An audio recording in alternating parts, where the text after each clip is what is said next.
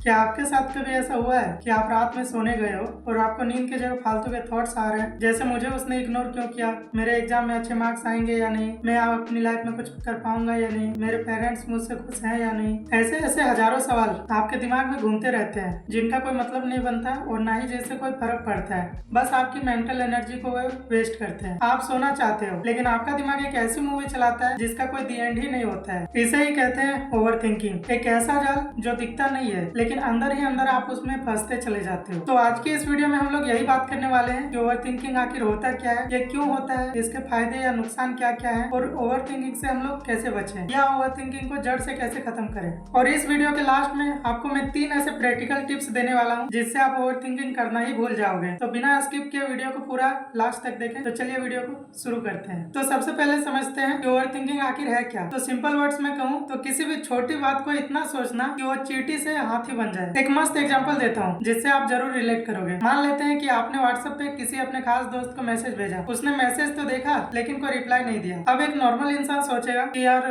Busy होगा, बाद में रिप्लाई करेगा, बाद में मैसेज करेगा। लेकिन एक ओवर थिंकर सोचेगा कि उसने मुझे रिप्लाई क्यों नहीं किया, क्या वो मुझसे गुस्सा है, क्या वो मुझे इग्नोर कर रहा है, क्या मेरे मैसेज की कोई वैल्यू नहीं है, क्या वो मुझे अपना दोस्त नहीं मानता है। मतलब जो प्रॉब्लम इस दुनिया में है ही नहीं उसके बारे में सोच कर खुद को ही टॉर्चर करना ओवर थिंकिंग है। आप समझते हैं कि ओवर थिंकिंग क्यों होती है, किसे होती है और कब होती है। अब आप सोच रहे होगे कि क्या ओवर थिंकिंग सिर्फ मेरे ही साथ होता है, क्या मैं ही सिर्फ ओवर थिंक करता हूँ। तो सुनो, पहली बात तो ये कि आप अकेले नहीं हो। आजकल की युवा पीढ़ी में 10 में से 7 लोगों को ये प्रॉब्लम है। अब क्या आप जानते हो कि ओवर थिंकिंग आखिर होता क्यों है? तो इसको ऐसे समझो कि हमारा जो दिमाग है ना वो प्रॉब्लम को सॉल्व करने के लिए बना है। और जब भी आप खाली रहते हो, कोई काम नहीं करते हो, फुर्सत रहते हो, तो आपका दिमाग ऐसे ही फालतू बातें सोचने लगता है। ये हर उस इंसान को होती है जो किसी भी चीज को लेकर सीरियस रहता है। वो आपकी पढ़ाई हो सकती है, करियर हो सकती है, कोई खास रिश्ता या रिलेशनशिप, कुछ भी हो सकता है। अब बात करते हैं कि ओवर थिंकिंग सबसे ज्यादा किस टाइम होती है। ओवर थिंकिंग का सबसे फेवरेट टाइम पता है क्या है? जब आप बिल्कुल अकेले रहते हो और आपका दिमाग एकदम खाली रहता है, या रात में सोने से पहले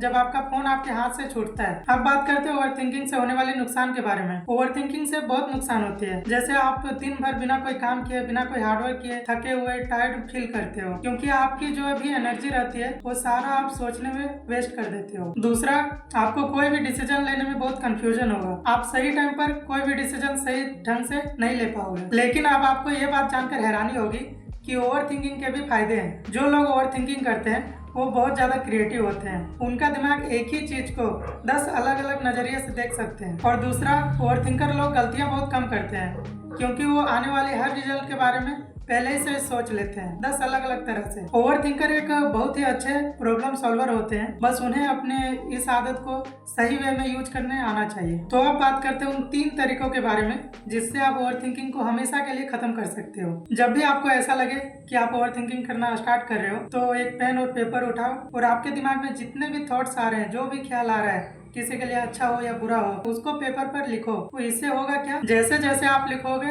वैसे वैसे आपके दिमाग की टेंशन कम होने लगेगी, आपका टेंशन कम होगा और आपको एक क्लैरिटी मिलेगी, आपको एक सही रास्ता, सही डिसीजन मिलेगा। जब भी दिमाग में पास्ट या फ्यूचर की बहुत सारी बातें आने लगे और आपका दिमाग कंफ्यूज होने लगे तो उस टाइम एक रूल फॉलो करो, 5 4 3 2 1। अब बात करते हैं कि ये रूल आखिर है क्या। तो 5 चीजें जो आपके सामने दिख रही है उनके नाम लो। 4 चीजें जो आपके आसपास हो उनको टच करो। 3 चीजें जिनको सुन सकते हो उनको सुनो। 2 चीजें जिसको स्मेल कर सकते हो उनको स्मेल करो, जैसे आपका रूम का फ्रेग्रेंस, आपके कपड़ों की खुशबू। और एक चीज, किसी भी एक चीज को टेस्ट करो। जब भी आप ओवरथिंक करो तो अपने आप से बस एक सवाल पूछो कि मैं जो कुछ भी सोच रहा हूँ क्या मेरे इस सोच का रियलिटी से कोई कनेक्शन है। अगर नहीं है तो आप तुरंत ही कोई फिजिकल एक्टिविटी में लग जाओ, जैसे रूम साफ करना, अपना डेस्क साफ करना, अपनी किताबों को अरेंज करना या बाहर जाके थोड़ा पैदल चलना। अब आप लोग कमेंट करके जरूर बताइएगा कि आप सबसे ज्यादा किस चीज के बारे में ओवरथिंक करते हो, करियर, रिलेशनशिप या फ्यूचर। कमेंट जरूर करना ताकि बाकी लोगों को भी लगे कि वो इस लड़ाई में अकेले नहीं है। हम सब साथ मिलकर इस ओवरथिंकिंग से लड़ेंगे और इसको जड़ से खत्म करेंगे। और अगर इस वीडियो से थोड़ी सी भी हेल्प मिली हो तो हमारे इस वीडियो को लाइक और सब्सक्राइब जरूर करें और